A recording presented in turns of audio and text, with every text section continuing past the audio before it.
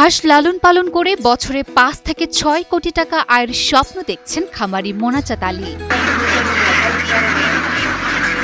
মাত্র ৬,০০০ হাঁস দিয়ে শুরু করলেও বর্তমানে ১৮,০০০ খাকি ক্যাম্বেল জাতের হাঁস রয়েছে মোনাজাত আলীর খামারে। এখন আমার এই খামারে ১৮,০০০ হাঁস আছে।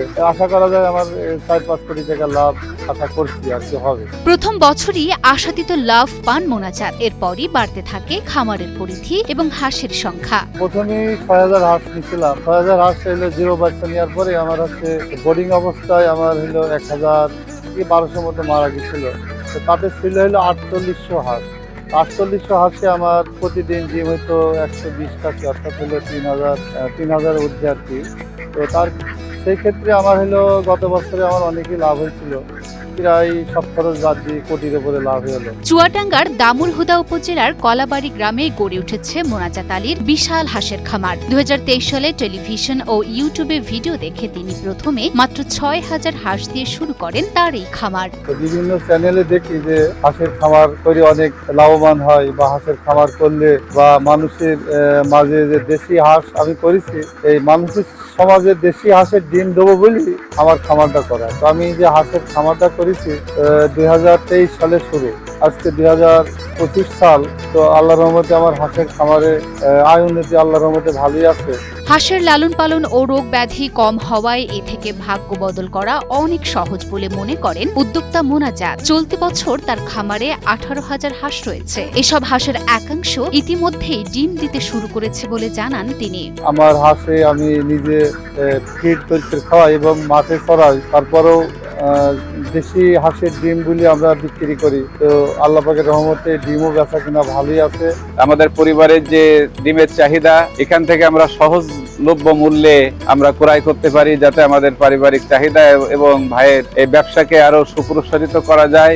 স্থানীয় খামার সংশ্লিষ্টদের মতে হাঁস পালন তুলনামূলক কম ঝুঁকিপূর্ণ। কাছাকাছি জলাশয় থাকলে খাবারের বেশিরভাগই সেখান থেকে পেয়ে যায় হাঁস। জলাশয় না থাকলেও কৃত্রিমভাবে সামান্য পানিতে পালন করা যায় সহজেই। হাঁস মরা ধরা কম ঝুঁকিপূর্ণ। হাঁসের লাভজনক ব্যবসা, হাঁসের ব্যবসা অনেক লাভ আছে।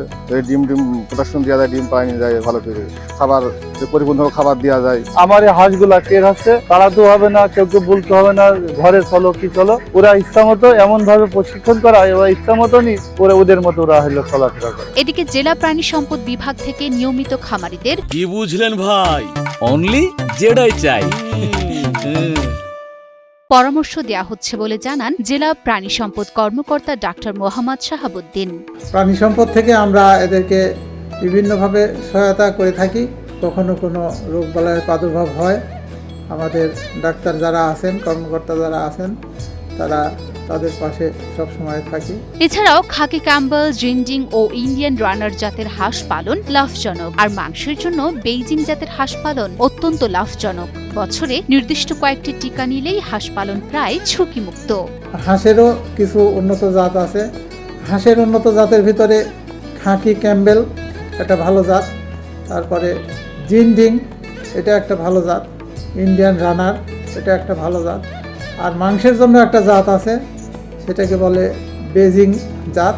এটা শুধু মাংসের জন্যই এটা করা হয়।